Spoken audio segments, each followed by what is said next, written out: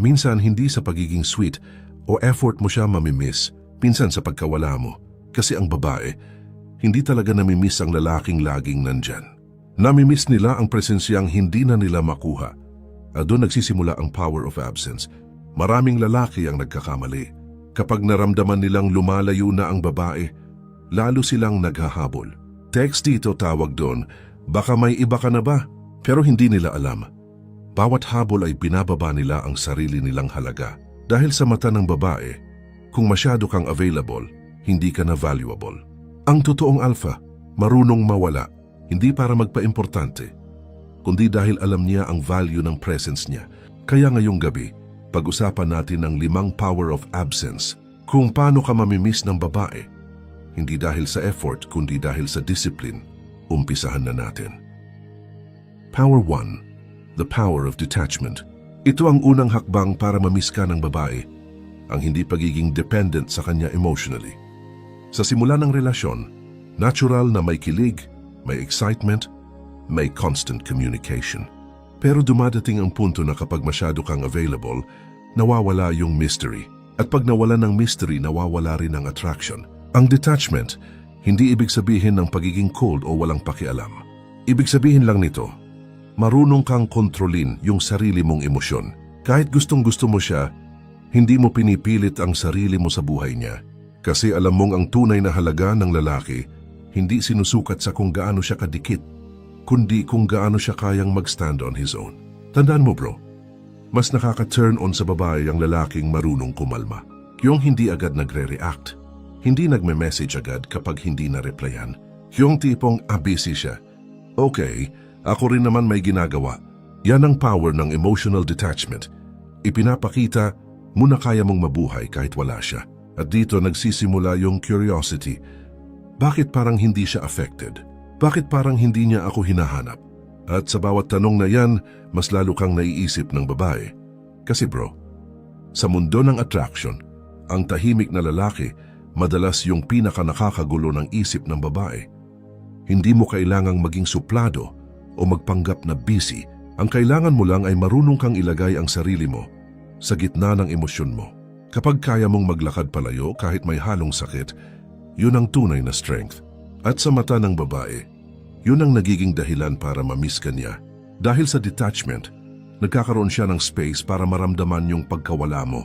At doon pa lang niya maiintindihan kung gaano ka kahalaga. The more you pull away calmly, the more she wonders what she lost. Power 2. The power of mystery. Isa sa pinaka-underrated pero pinakamalakas na sandata ng lalaki mystery. Kasi bro, sa panahon ngayon, karamihan sa lalaki, sila mismo ang sumisira sa allure nila. Sila yung tipo na pag nagustuhan ng babae, pinubuhos lahat stories, secrets, emotions agad-agad, pero ang hindi nila alam, ang sobrang transparency minsan nakakasawa. Bakit ba may mga lalaking kahit simpleng ngiti lang tinatandaan ng babae? Kasi hindi nila alam lahat tungkol sa kanya. Hindi nila alam kung anong iniisip niya. At yung mga hindi mo sinasabi, minsan mas malakas kaysa sa lahat ng sinabi mo. Ang power of mystery, hindi ito tungkol sa pagiging secretive lang. Ito yung disiplina na huwag ibigay lahat ng parte mo agad-agad. Pumili ka ng mga bagay na mananatiling sayo lang, yung mga parte ng isip mo na hindi niya agad nakikita. Kasi sa ganong paraan, may nahahanap siyang dahilan para manatili. Kailangan niyang alamin kung sino ka talaga. At habang hinahanap niya yon, mas lalo siyang na-attach. Kapag naging misteryoso ka sa tamang paraan, nagiging unpredictable ka. Hindi ka tulad ng karamihan ng lalaki na obvious ang galaw.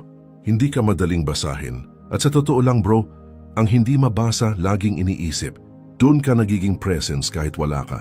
Kasi iniisip niya, ano kaya ginagawa niya ngayon? Bakit parang hindi siya naghahabol? May iba na kaya siya? At sa bawat tanong na yan, mas malalim ang epekto mo sa isip niya. Pero tandaan mo ang mystery hindi peke. Hindi mo kailangang magpanggap para lang maging interesting. Ang tunay na misteryoso, grounded sa sarili niya. Hindi siya nag-overthink kung gusto pa siya o hindi. Hindi siya nagpapatali sa validation ng babae. Kasi alam niyang ang tunay na attraction, hindi mo kailangang pilitin. Kapag marunong kang maging tahimik sa tamang panahon, nagkakaroon ng bigat ang bawat salita mo. Kapag marunong kang umalis ng walang drama, mas malakas ang impact mo. At kapag marunong kang magpigil, mas nagiging intriguing ka. Hindi mo kailangang i-post lahat sa social media. Hindi mo kailangang magpaliwanag sa lahat ng kilos mo. Ang babae gusto niyang maramdaman na may lalim kang hindi niya pa naaabot. Yung tipong kahit ilang buwan kayong magkasama, alam niyang may parte sa iyo na hindi pa rin niya kilala. At yan ang nagpapanatili ng attraction. Kasi ang mystery bro parang apoy, kapag sobrang lapit, mawawala ang init. Pero kapag sakto lang ang distansya, lalo niyang gugustuhing maramdaman. At doon nagsisimula niyang maramdaman ang absence mo kahit hindi ka pa umaalis. Power 3. The power of focus on self. Ito bro, isa sa pinakamalakas na dahilan kung bakit mamimiss ka ng babae kapag napansin niyang mas gumanda ang buhay mo nung nawala siya. Maraming lalaki kasi, pag nawala ang babae parang nawalan din ng direksyon. Nalulunod sa lungkot, nagiging stagnant, naghihintay ng closure na minsan hindi na darating. Pero yung lalaking marunong mag-focus sa sarili, iba yun. Tahimik lang pero bawat araw may binubuo. Hindi niya ginagamit ang sakit para magmakaawa, ginagamit niya yon bilang gasolina. Kasi bro, habang ang iba abala sa paghabol, ikaw busy sa pag-angat. Habang siya nagpo-post para mapansin mo, ikaw nagwo-workout, nagle-level up, nag-i-invest sa skills mo. At diyan nagsisimula ang reversal ng dynamics. Ikaw na ngayon ang nagiging mysterious. Ikaw na yung nawawala pero ramdam pa rin. Ang focus on self, hindi lang tungkol sa gym o pera. Ito yung disiplina na ayusin ang utak mo, na imbes na isipin kung sino ang wala, mas iniisip mo kung sino ka na nagiging habang wala siya. Ito yung mindset na kung aalis ka okay lang, pero pag bumalik ka, hindi mo na makikilala ang lalaking iniwan mo. Kasi tandaan mo bro, growth is the most attractive revenge. Walang mas nakakagulo sa isip ng babae kaysa sa lalaking hindi bumagsak pagkatapos niyang mawala. Yung tipong umaangat ka, gumagwapo ka, nagiging mas kalmado, mas peaceful. At ang masakit para sa kanya, hindi niya na parte ng bagong chapter mo. Pag nakita niyang hindi mo siya sinusubukang balikan, nagkakaroon siya ng doubt. Bakit parang mas masaya siya ngayon? Na-move on na ba siya? At sa bawat tanong na iyan, mas lalong lumalalim yung pagkamis. Hindi dahil gusto ka pa niya, kundi dahil nararamdaman niyang nawalan siya ng isang lalaking hindi niya na ulit makikita sa ibang tao. Focus on yourself, bro. Hindi dahil para mapansin ka ulit, kundi dahil deserve mong maging buo kahit sinong mawala.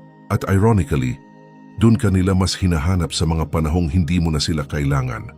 Kasi habang nagiging better ka, nagiging mas obvious kung sino lang pala yung nagpadapa at sino yung tumayo. At sa dulo, hindi mo na kailangan ng validation.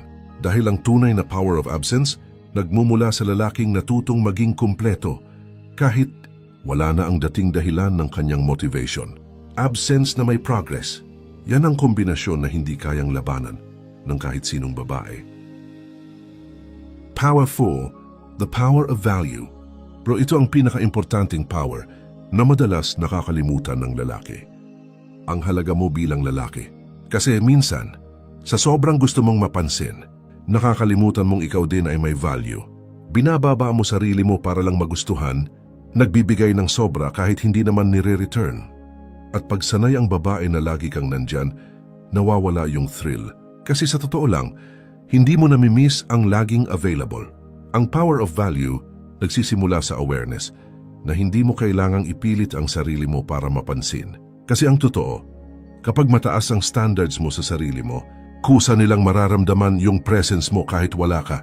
Hindi dahil nagyayabang ka, kundi dahil marunong kang pumili kung saan ka dapat magbigay ng energy. Tandaan mo bro, presence becomes valuable when it's rare. Kaya kapag nawala ka, saka lang nila nare-realize kung gaano ka pala ka-importante. Pero hindi mo yun maabot kung lagi kang nagpapahabol. Kailangan mo ipakita hindi sa salita, kundi sa kilos na may presyo ang access sa'yo. Hindi lahat ng tawag kailangan sagutin. Hindi lahat ng message kailangang replyan agad. At hindi lahat ng energy dapat binibigay sa taong hindi marunong mag-appreciate. Ang lalaki na may value, kalmado. Hindi reactive, hindi seloso sa maliliit na bagay. Alam niyang kung totoo ang koneksyon, hindi kailangang pilitin. At kapag nawala siya, ramdam ng babae yung kawalan ng foundation. Kasi sa totoo lang, ikaw yung nagdadala ng balance.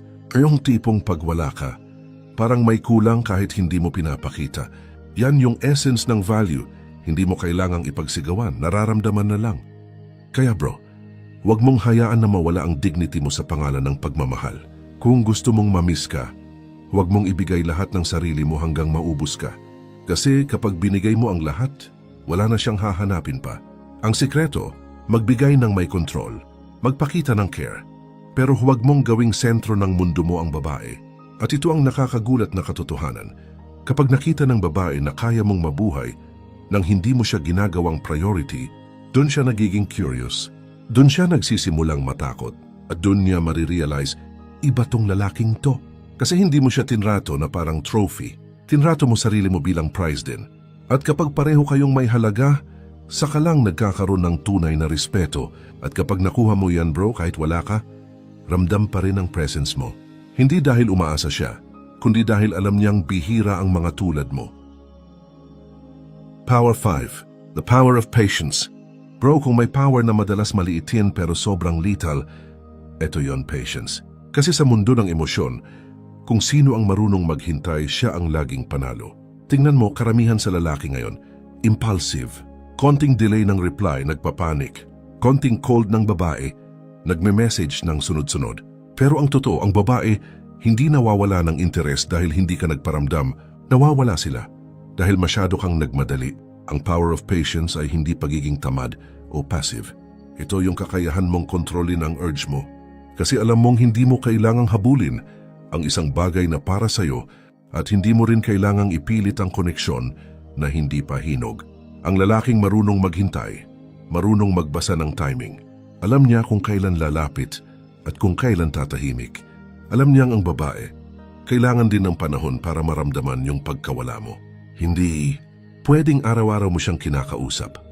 Tapos magtataka ka kung bakit hindi ka niya hinahanap. Bro, kung gusto mong mamiss ka, bigyan mo ng oras na maramdaman niya kung anong itsura ng mundo kapag wala ka. Kasi patience builds curiosity.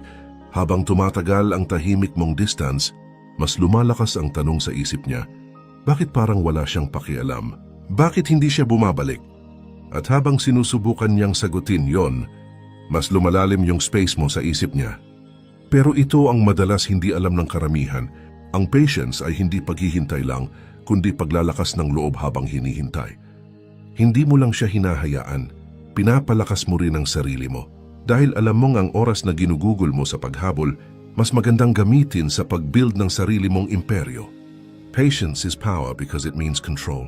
At ang lalaki na may control sa sarili, mahirap kalimutan. Kasi habang ang iba nagre-react, ikaw steady lang. Habang sila nagagalit, ikaw kalmado. Habang sila nagpaparamdam, ikaw busy sa sarili mong buhay. Kaya pag dumating yung araw na nag-message siya ulit, ramdam niya agad iba ka na. Hindi mo siya tinanggihan, pero hindi ka rin nagmakaawa. Simple lang, nasa iyo pa rin ang control. Ang patience bro, yan ang ultimate test ng emotional maturity. Kasi hindi lahat kayang tumahimik ng may confidence. Pero kapag natutunan mong maghintay nang walang takot na mawalan, doon mo mararanasan yung tunay na kapayapaan. At tandaan mo to ang babae. Mamimiss lang ang lalaki na marunong maghintay. Hindi dahil desperado, kundi dahil sigurado. Alam mo bro, sa dulo ng lahat ng to, ang tunay na power of absence ay hindi tungkol sa paglalayo lang para hanapin ka. Ito'y tungkol sa kung paano mo pinipili ang sarili mo. Kapag marunong kang lumayo, hindi dahil gusto mong parusahan siya, kundi dahil gusto mong protektahan ang iyong kapayapaan, doon nagsisimula ang respeto. Ang babae, hindi siya mamimiss dahil wala ka. Mamimiss ka niya dahil may presensya kang may halaga. Dahil alam niyang kahit wala ka, hindi niya kayang palitan yung uri ng lalaking pinili mong maging. Karamihan ng lalaki, pag iniwan, nagmamadaling bumalik. Pero ang lalaking marunong sa power of absence, tahimik lang, di siya naghahabol. Hindi dahil wala siyang pakialam, kundi dahil alam niya na ang tunay na pagmamahal ay hindi nakukuha sa pagpilit, kundi sa pagpipigil. Kapag natutunan mong gamitin ang katahimikan bilang sagot at ang paglayo bilang pahayag ng dignidad, magiging kalmado ka sa gitna ng emosyon. Hindi ka na madaling basahin at hindi ka na madaling i-control. Kasi minsan bro, ang pinakamalakas na paraan para iparamdam ang halaga mo ay yung pagkawala mo. Kung nagustuhan mo tong video na ito at gusto mo pa ng mga ganitong lalim na usapan tungkol sa stoicism dark psychology, at nature ng babae I like ang Videk. Mag-subscribe ka na at i-hit mo na yung bell icon, bro. Mas marami pa tayong pag-uusapan dito. Ito ang channel para sa mga lalaking nagigising, hindi lang nagmamahal. This is your reminder. Huwag kang matakot sa pagkawala. Minsan doon ka mas makikilala at mas mamimiss